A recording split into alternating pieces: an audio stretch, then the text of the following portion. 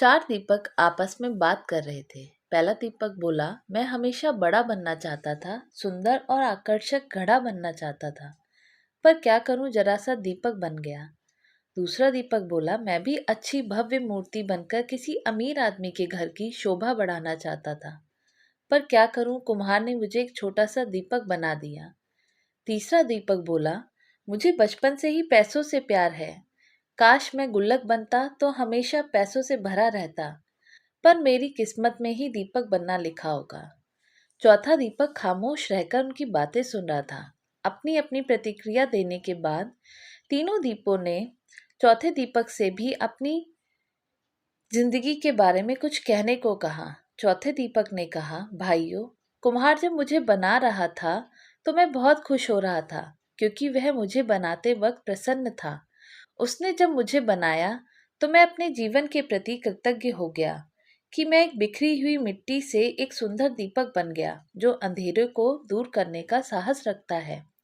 मैं वो साहसी दीपक हूँ जिसके जलते ही अंधेरा छूमंतर हो जाता है। मैं आभारी हूँ उस कुम्हार का जिसने मुझे ऐसा रूप दिया कि मुझे भगवान के सामने मंदिरों में प्रज्वलित किया जाता है। मेरी रोशनी में पढ़कर ना जाने कितने होनहार बच्चे आज बड़े बड़े ऑफिसर बन गए हैं और देश की सेवा कर रहे हैं।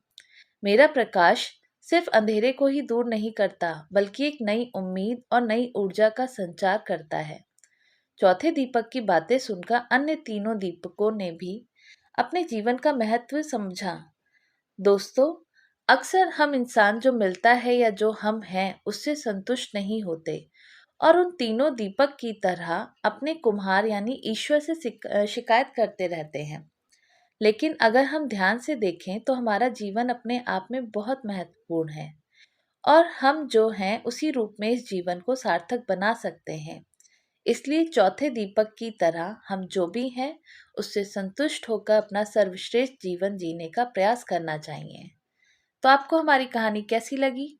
अच्छी लगी हो तो हमें कमेंट करके बताइएगा। चैनल पर नए हैं तो सब्सक्राइब कीजिएगा। वीडियो को लाइक एंड शेयर भी कीजिएगा। धन्यवाद।